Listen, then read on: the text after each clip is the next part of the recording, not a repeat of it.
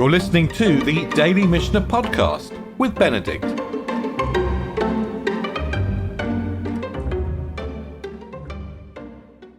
So we've said that there's a tension between Kiddushin, which is, a marital bond between a man and a woman, and the legalistic aspects of that bond. And the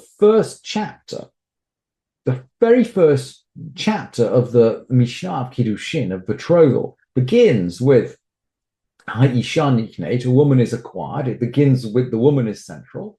And then it goes off into a whole different set of discussions about ownership, transfer of land, of movable property, of Canaanite slaves, of Hebrew slaves.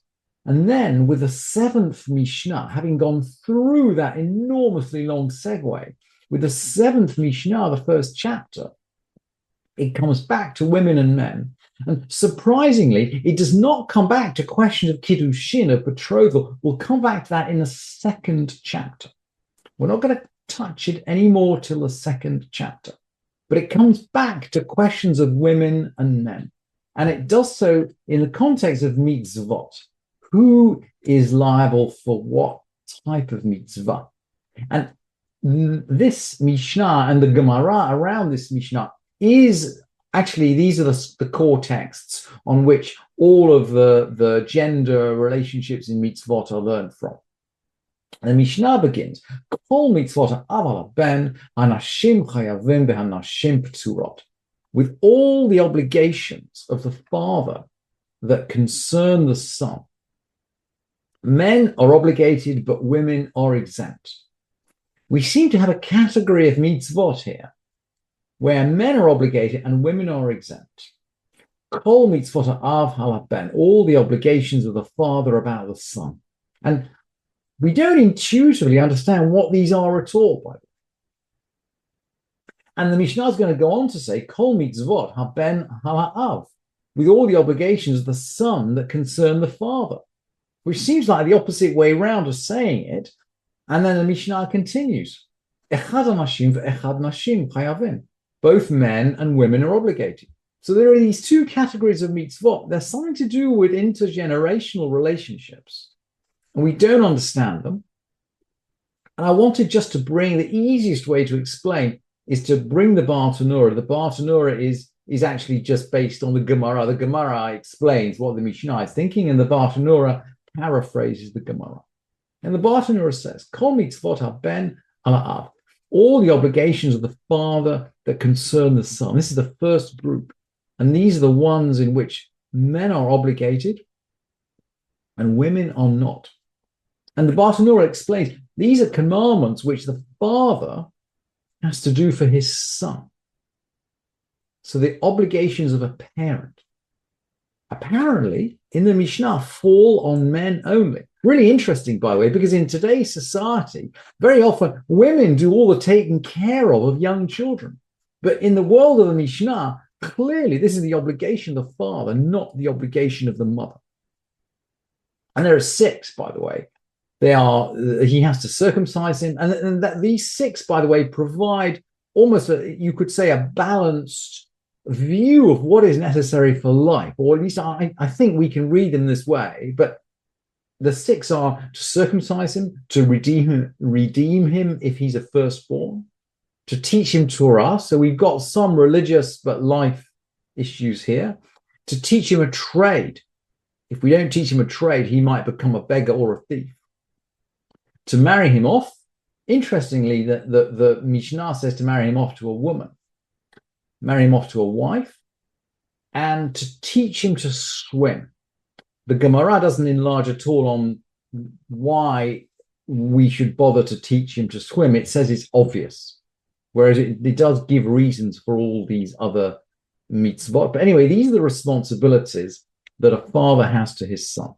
And the father is obligated, the mother is not obligated. What about the second group?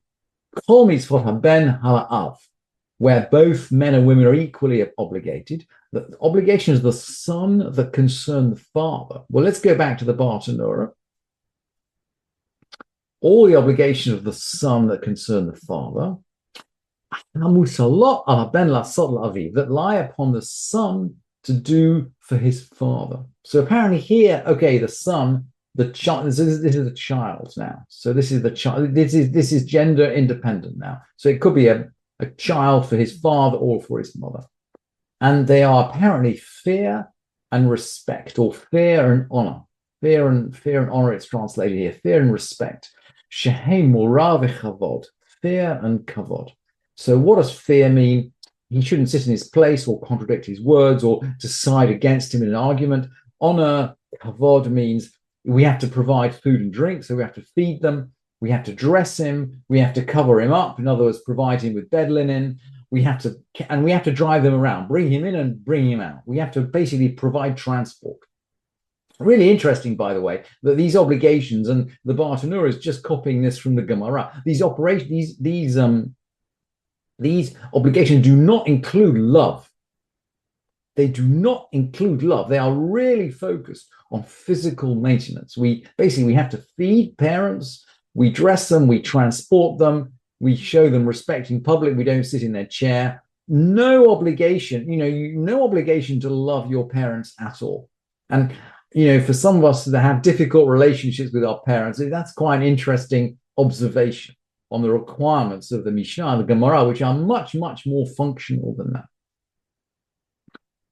The Gemara then goes on to say, so with this basic distinction, and by the way, even though women are exempt from mitzvot related to a child, I guess there's no reason why they should not perform them if they wish to perform them.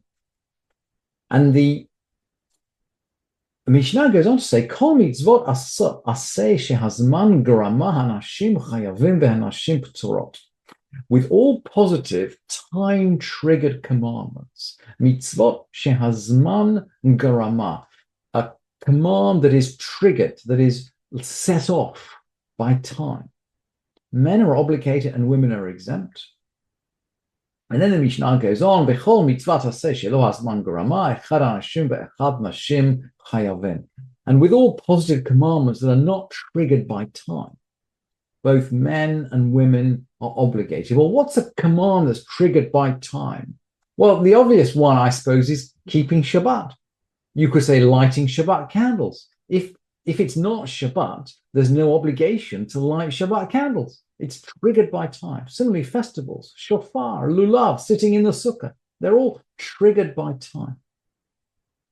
And the Mishnah then goes on to say, V'chol mitzvah b'lo taseh, all negative commandments, bein shehazman garama uvein shelo hazman garama, whether they're time triggered or not time triggered. Echad anashim ve'echad nashim chayaven. Women and men are equally obligated. Chutz mi bal takif, other than don't round, this is rounding the corners of the beard. Uval umi bal tashchit, this is about shaving the sides of the head, which are kind of basically they're shaving related mitzvot. Umi balti tamala metim. Don't become impure to dead people. This is a mitzvah given to Bnei Aharon, the sons of Aharon, and the Gemara and the Midrash learn there, the sons of Aharon, but not the daughters of Aharon. The sons of Aharon shouldn't get into contact with dead people. And when we read this Mishnah, it must strike us, by the way, as very odd. I mean, your classic example of a time-bound mitzvah is lighting the Shabbat lights, or lighting the Hanukkah lights, or reading the Megillah. And hang on, we've just said in the Mishnah that women are not obligated. But hang on, we absolutely know just from our experience or from the verbal tradition that women are obligated. And there's a fascinating comment from Maimonides, from the Ramban, which I wanted to bring you. And he explains. And he says, you already know in principle, we don't learn from general rules. So the Mishnah might have given you a general rule, but that's very nice. But we don't learn from it. And when the Mishnah says kol, all, it just means most. It just means most. We absolutely cannot learn.